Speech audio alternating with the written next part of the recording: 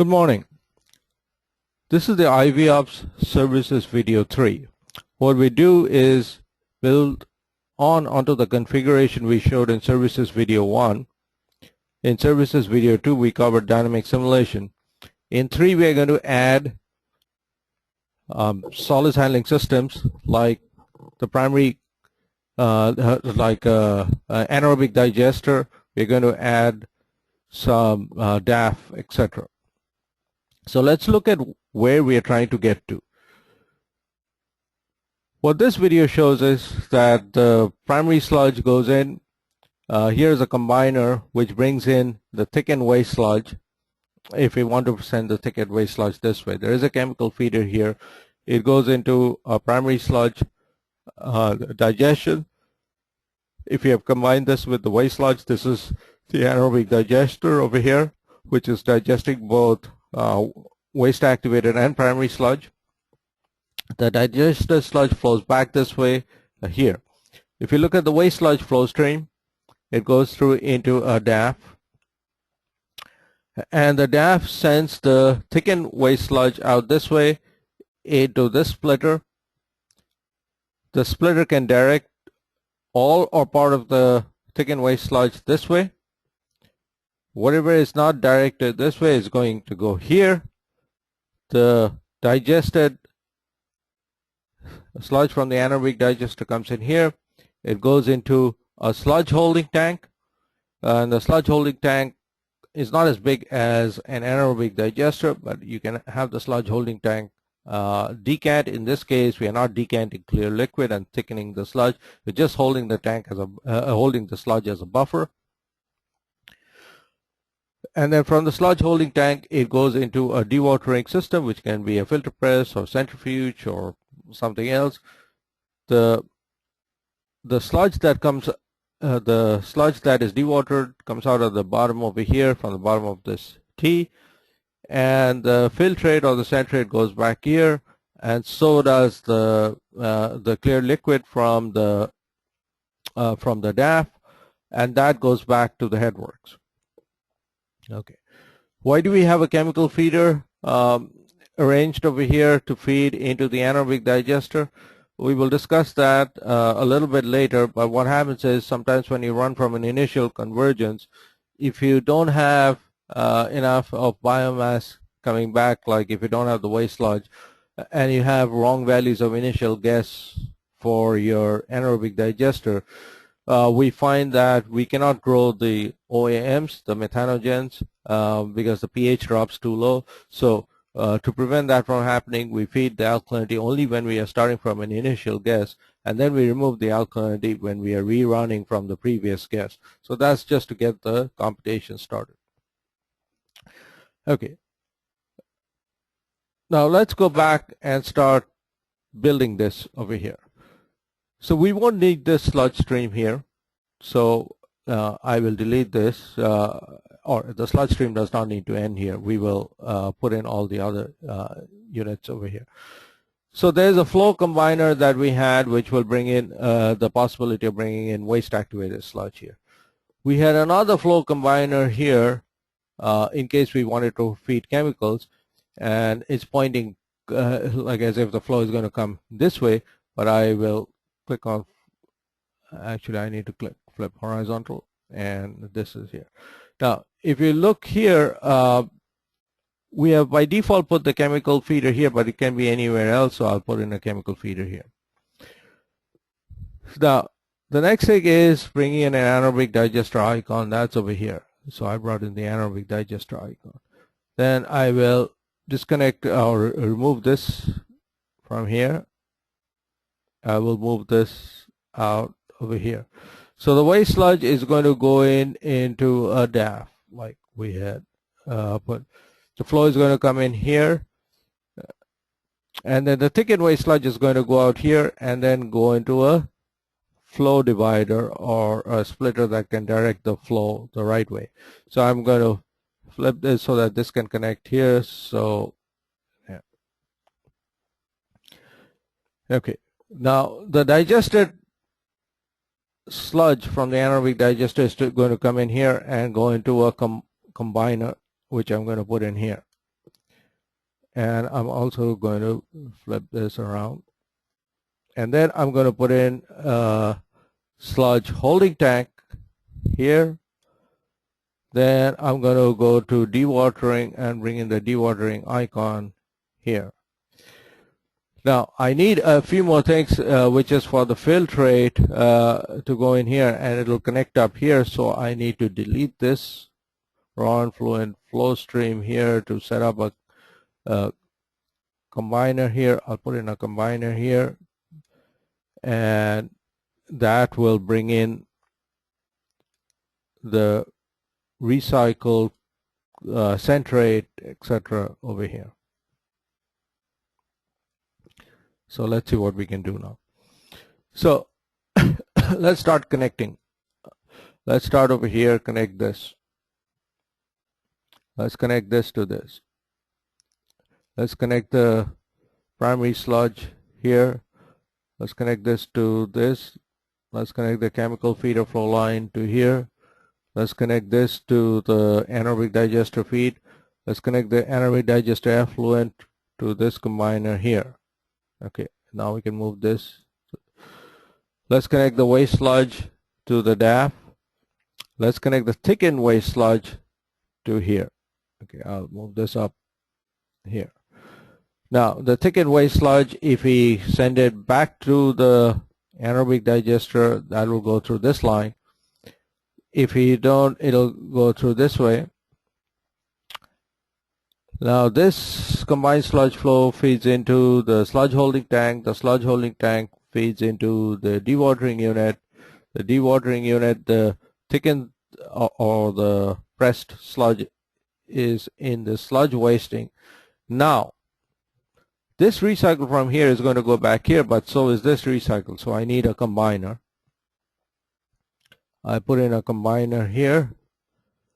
I have to redirect this way. So this goes in here. This one connects up here. And if these two flow lines are merging, then what I can do is I can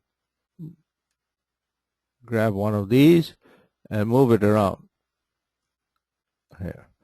And I connect this to this. Okay. So now I have reconnected all these flow streams, and essentially what I get is what you see over here. Now I have to start naming the flow stream. So I would go into this flow stream and I would name it. So here I can click on this.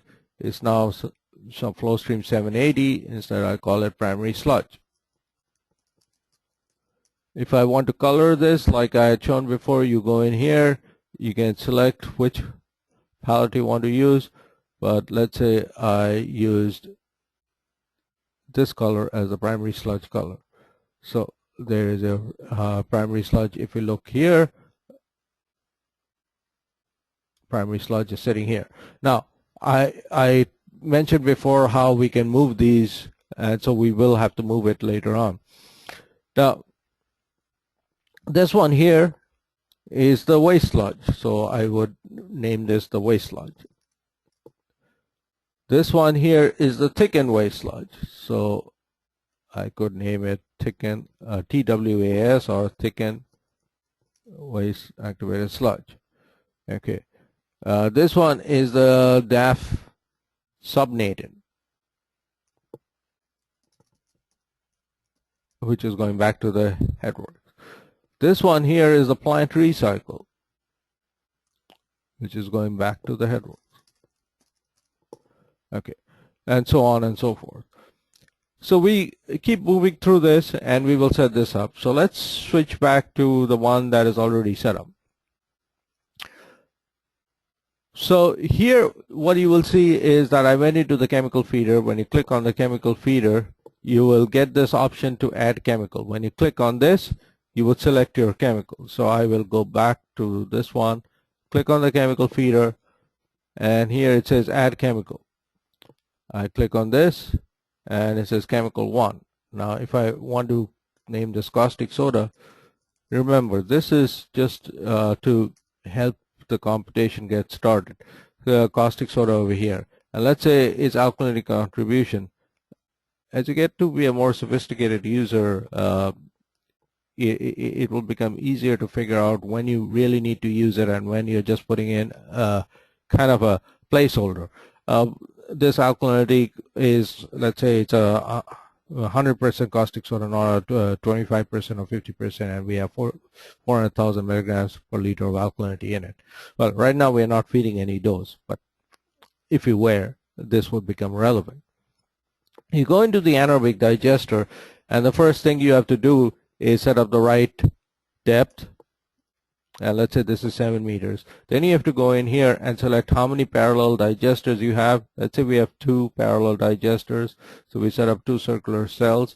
You have to set up the diameter of each. Let's say they are 10 meters each, so 10 meters each.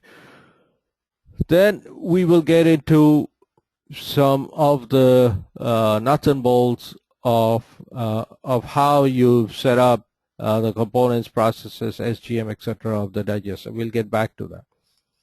When you go into the DAF, let's say this is called DAF. I'll just call it DAF system here. When you go into the DAF, there are 2 things that we are asking for. One is how much of the solids went into the thickened waste sludge. So let's say, and when it means overall rather than component-wise would allow you to specify how much of OHO and how much of some, if I go, how much of biomass, how much of particulate COD, particulate phosphorus, and all went into the DAF stream. Instead, we will use overall. Okay, and let's say 98% of the solids that entered here went into the thickened waste sludge. The second thing it asks for is it asks for this particular flow stream. Whenever there is a 3-way splitter, it will ask for the flow stream in the split, not along this flow line, the main flow line, but in the split. So here we have the option of selecting either a sludge flow or a percentage. We will select percentage. What this means, you will have to press it twice and then it will select it. What this means is that a certain percent of the flow going here is going to show up in the thickened waste sludge. And let's say that percentage is going to be 40%. That means that 40% of the flow that enters here is going to show up in the thickened waste sludge. Next thing is here, this flow director. So this is twice flow. Which way are you going to send the twice flow?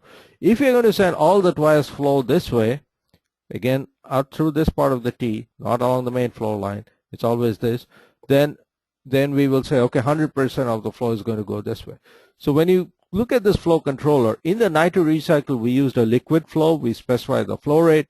Here we will use percentage, and we may say that, okay, that this flow controller is going to send 100% of the twice flow over out this way. So that's this flow controller. Okay. So that came in here. Now this digester sludge is coming in here, and then you get into this sludge holding tank. So what did we do with the sludge holding tank? Well, you have to decide the dimensions of the sludge holding tank, and a sludge holding tank is a little simpler than an anaerobic digester. But often a sludge holding tank is operated with the air on and off in cycles to prevent excessive nitrification and low pH and recover some of the alkalinity. Now, it's fine, we can do really what is happening in dynamic simulation, but to kind of get close to that in steady state, what we like to do is the sludge holding tank allows you to set up multiple, it's essentially a plug flow bioreactor with reactors in series, and you can break it up longitudinally into multiple tanks. So we will break this up into 4. You can decide to break it up into 2 or 3. We broke this up into 4, and we will then go in and set up the dimensions of each of the tanks. And let's say out of the total length of 10 meters, 2.5 meters is here, and let's say the width is 5 meters. So it's actually a 10 by 5 tank, but we are making it 2.5 meters. Okay, out here it'll ask you for the depth, and we will have had to have entered the depth over here. So We also have the option of whether you want to turn the air on and off in the first holding tank. Now, there are different ways to do it.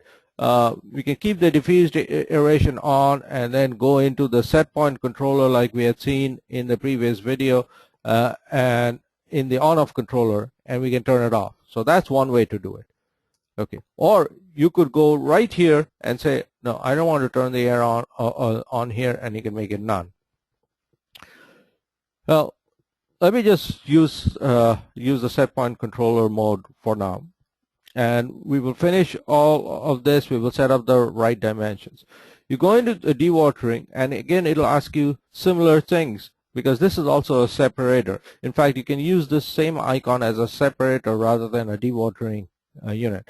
So here the dewatering unit, let's call it dewatering system. You have to say how much of the solids are going into the sludge cake. Let's say it's 97.5% went into the cake. You have to say this flow rate, how much is it, either as a percentage or a flow. So let's go in here and we will say it's as a percentage. So you have to click it twice and it'll have that. And let's say you have 7.5% in this case. And how do we get that number? Well, you run it once or twice, and then you look at the sludge cake percent solids, and then you set this number right. So we have 7.5%. Now, having done this, now let's go here, and it'll be easier to look through here and follow along what we have done here. Let's spend some time on the anaerobic digester, because this is a critical new component, and how we simulate it depends on how the plant is laid out. If you look here, we've turned on the biological model in the anaerobic digester. We've kept the components at global. That means that whatever is being used as far as soluble and particulate components in the rest of the plant is being used here. Processes, whatever processes are running in the rest of the plant, we are also running it here. That means that is what it means as global. SGM, we have made it local, and we will look at why. BGM is global. The PCM is global. But if you look here within PCM, you click on this, and then there is the partial pressure of CO2, which is carbon dioxide. And here we have switched this to local because the digester has about 30 to 50% CO2 in its gas. And so here we are using 35%. That's the partial pressure of CO2. Now, if you look anywhere else, like if I go here and I open up the PCM, it's global. And if I look at what this value is, the global value of PCM actually comes in from inside the PCM model, and I have to find it where we have put it, but I will get to it in a moment. It is there in one location within the model, the partial pressure of CO2.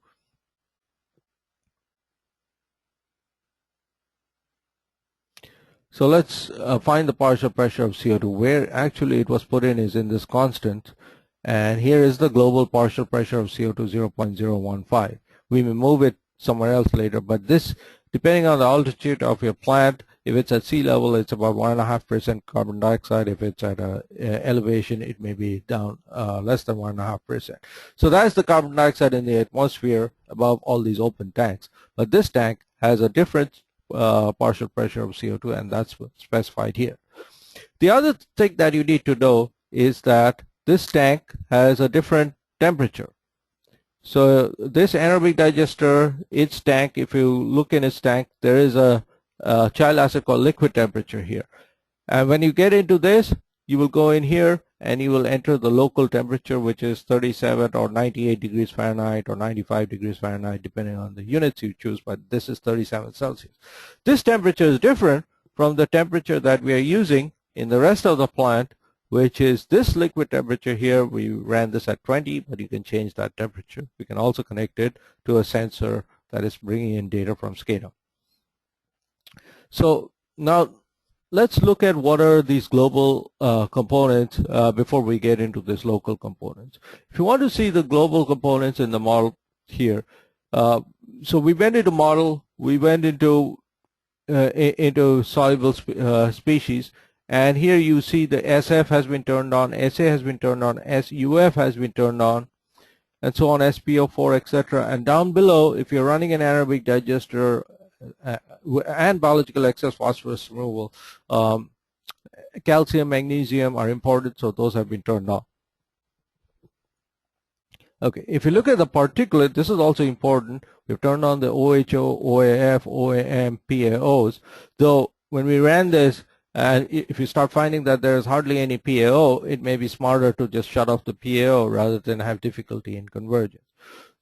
We have, because we are running a digester, also turned on the X for brucite and X for struvite, so that we can form the struvite and brucite and assimilate them. And we have also turned on vivianite, though this we could have turned off because we are not using ferrous right now as a feed into the model. But if you did, this would be important. Okay, so those are the global, so we went in here, those were the global components. What are the global processes that we are running? We are running OHO, OAF, OAM, PAO, AOB, NOB. We are not running the methanotropes because we are not feeding methanol. We are not running Anamox because these other bioreactors are not operating as Anamox. And the philosophy is, if you have a very small amount of a population which is not dominating or establishing itself in a system, if you turn it on, then it is much more difficult to converge the model. So you would turn it on in a bioreactor where you're trying to grow Anamox and see if that is happening. Then we have turned on brucite, struvite, and vivianite. Okay, so that's in the global model. Now, in the parameters, you have SGM, which is a suspended growth, biofilm growth, and PCM, which is the physical-chemical model. Okay, and we talked about the constants where the partial pressure of CO2 was specified. Now, what is the SGM global versus SGM local? Let's look at the SGM local. We switched this, give me 1 second. We switched this from global to local. So now it's on local. Now, what is the local SGM and what are the parameters that may be different? Well, what we have done is we have gone into OAF, if you go in here, and we ran the model a few times and we looked at what could be the half saturation constant for SF, which is KF-OAF, being used by the obligate anaerobic fermenters, and we increased it from the default of 20 to 60. And the reason we did that is to have a little bit more SF in the digested sludge. Then we used OAM, and you can see in the OAM, the half saturation constant for acetate, we increased that from a default of 40 to 200. So that's one change, one other change we made. Sometimes we go make changes in the hydrolysis coefficient for some of this. For example, you have a hydrolysis rate of excess with OAF and excess with OAM. We left these at the default. But you have the OHO hydrolysis rate, then the nitrogen, particulate nitrogen hydrolysis rate, the soluble organic to ammonia hydrolysis rate. So you may change these from the default. Then here in the stoichiometry, you will find that we went in and this production of fermentable COD in hydrolysis, the default was 95%. We changed it to 99% because when we were running it at 95%, we got a lot of SUF, which is the unfermentable COD, a little bit higher than what we would like. I increased the fraction of inert generated in biomass lysis just for doing this run from 0.1 to 0.25, but it should have probably been at 0.1. It depends on whether you're adding WAS into the primary sludge and feeding it to the digester or not, how your stream is running.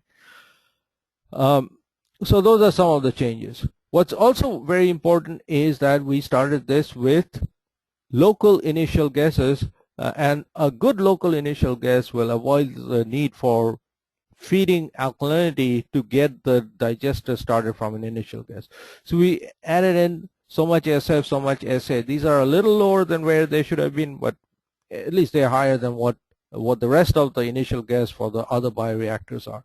We added in this ammonia. This ammonia truly is running about 1,000. We added about 5,000 alkalinity. But also what you see over here is we added an initial value of brucite and struvite so that we initiate their formation.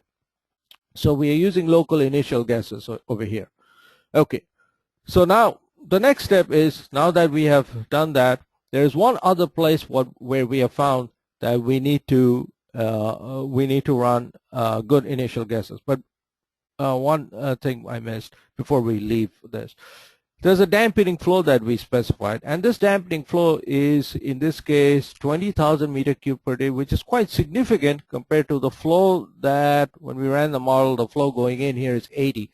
So it's more than 200 times this, and it's essentially the mixing flow inside the digester. But what it does is, when you start from an initial guess, it helps reduce the oscillation and helps improve or get to a convergence. So we've specified a dampening flow. Now, one other place we found we have some difficulties, and it's actually a two-step process. We've had some difficulties in this plant with the primary clarifier's bioreactor model. And the reason we have difficulties are two things. One is you need some dampening flow, and one good strategy to use is this dampening flow should be about twice this sludge flow that you have coming out of the bottom. Now, this sludge flow here is 35 meter cube per day, and right now I'm running 100 meter cube per day. So that's one place. The other place you may have problems with the convergence is if in this digester, if in this primary clarifier, you run every biological process that is there in the rest of the plant, but you have very little biomass that is coming in here, and therefore with a small amount of biomass you can have a high level of oscillation. So what we did over here is we went into processes and made processes local, and we decided to run just the OHO and OAF, because these are the two significant things that are transforming substrates in the primary digester. The nitrifiers are not doing much. There's not enough DO. The methanogens should really not establish themselves, and any with a small amount of methane that may be produced over there is not significant. And PAOs essentially are not there much in this plant. So here we are not running the PAO here because we saw that in the rest of the plant there isn't much PAO. But one other thing I noticed, that if I reduce this feed of waste sludge from here to 0%, that means that I'm not going to feed any waste sludge here, and there isn't much recycle of solids here, I have some difficulty with the anaerobic digester starting off. And so I have to be realistic about how much biomass there is in the wastewater coming in. Now, think back to what you have at your home. If you open up the pipe at the bottom of your sink and you look at the pipe, it'll be black and there'll be a slime on the side of the pipe, and that's because you have biomass in the pipe. So any pipe that you open will have a lot of biofilm, which periodically sloughs off.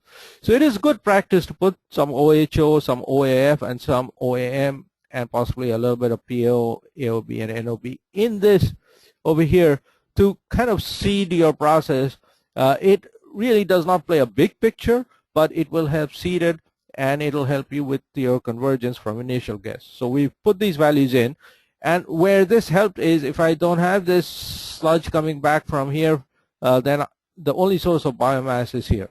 So if I look over here, I have some biomass here, and the reason there is a little bit higher OHO than the 10 is because some biomass came back in this recycle from here. Some OHO came back, as you can see over here. That mixed in here, and so I have 12 OHO, 10 OAF, about 5.26 OAM.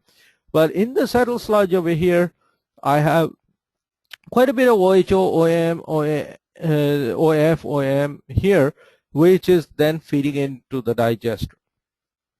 So now that we have set this up, we are ready to do a run, and we would start the run from an initial guess. So our initial guesses, there are some global guesses and there are some local guesses, and we will, as you can see, the initial values for OAM, etc. in the rest of the bioreactors are pretty low, but the initial guess over here is local, and as I mentioned, we are using a much higher value of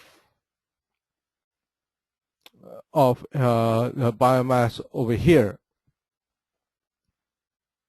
Where did it go? Down here.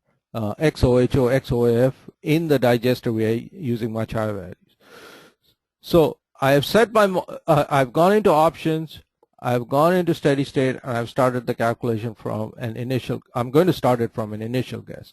I click on run and I start it. Now you may have this not converge if you have too many processes on, or not enough dampening, or some other issues.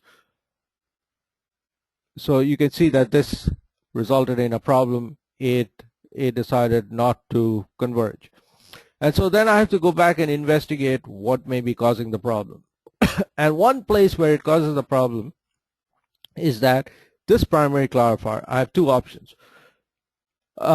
It did not like the initial guess that I put in, because I had very little OHO, etc. in the initial guess, and so it could not converge. So I have two options. I can either change this to local values of initial guess and rerun it, or I can turn off the biological model and rerun it.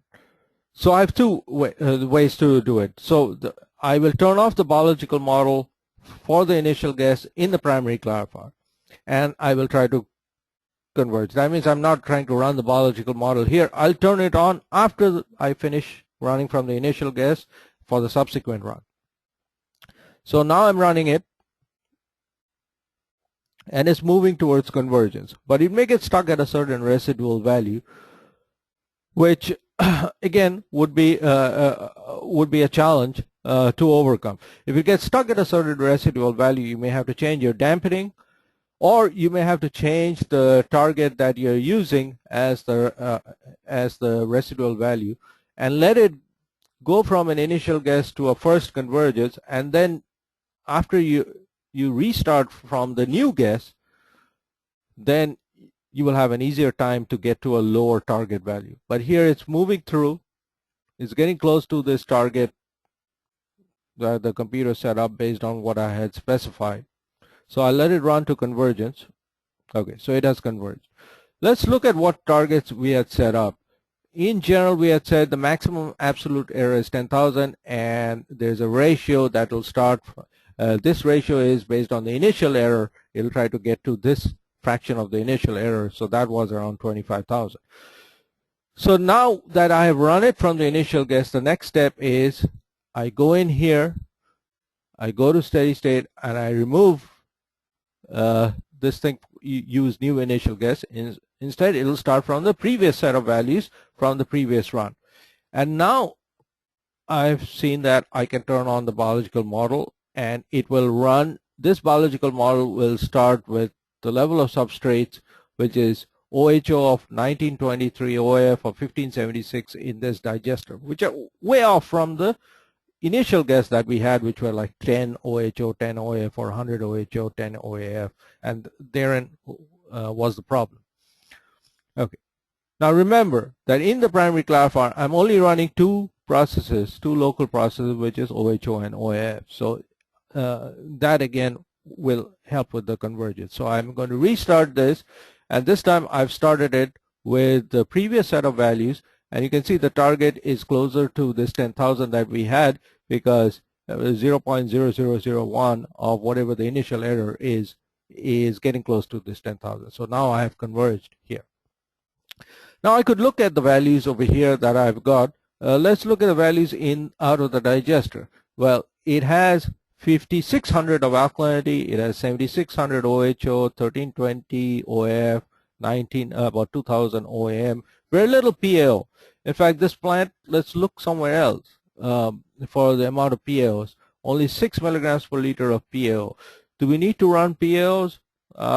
Maybe not. In this plant, we probably do not need to run PAOs. We could shut the PAO globally, but we're still, in this case, running it. Let's look at some of the sludge streams over here. The waste sludge at 8600 milligrams per liter. The thickened waste sludge at 2100. Now, where did the thickened waste sludge go? If you look at this flow stream, there is no flow here. Instead, all the flow was sent over, the thickened waste sludge was sent over to the digester. Did we feed any alkalinity? No. We were able to converge without feeding any alkalinity even at the initial guess, because we had good values of initial guess in our anaerobic digester, and we added some seed bacteria here. We did have some problems with the primary clarifier, and that's because we didn't use the local values of initial guess here, which were far away from the values of OHO, OAF, OM over here, so that created a problem. But instead what we did was we shut off the biological model, ran it from the initial guess, got to a set of values, and then turned on the biological model. Now, if you look at this sludge holding tank here, we have split it up into 4 cells in series, and if I look here in the bioreactors, you can see what I did in this simulation is I ran 2 anoxically and 2 aerobically, and in the aerobic zone I had a DO of 0.5 milligram per liter or some value, low value like that. I can check what the DO set point was. It was 0.5 milligram per liter. I had a certain ammonia go in here that was 1500 milligrams per liter because of the high ammonia in this primary sludge, in this anaerobically digested sludge. But okay, let's stay here. The ammonia was 1530, the TKN was 2370, and there was no nitrate. Look what happens here.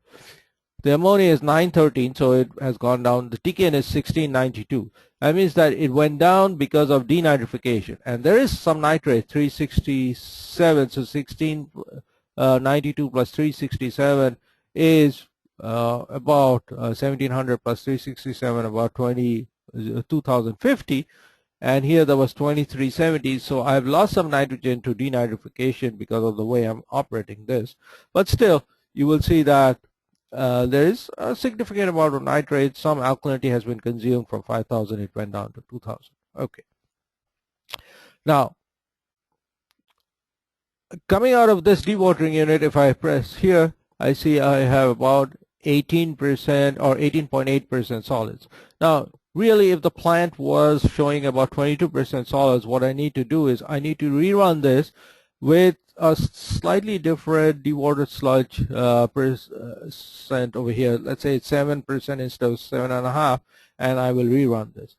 The filtrate or the centrate characteristics are here. It has 360 solids. If you think this is too high, then you need to go change the percent removal here, and let's say we change it to 98.5%. Because we have a very good polymer, and we will rerun this. You should also look at this. This is the underflow from the DAF, and this had 172 solids. This may be pretty close to where you are. So I made a few changes. I want to rerun it, but I do not want to rerun from an initial guess. I'll just rerun from the previous guess, and it ran again. And now if I look at this, now it has about 20.5%, which is pretty close to what I'm observing in this. And if I look here, in this flow stream, it has about 200 milligrams solids, which is pretty close to where I need to be. I can look at a few other things like the effluent data and all, and see how my nitrification is going, etc. What is the nitrate? But essentially, this completes the run, and I can now save this file, and we can then move on to video number 4, which will talk about dynamic simulation in this, and possibly in an anaerobic digester.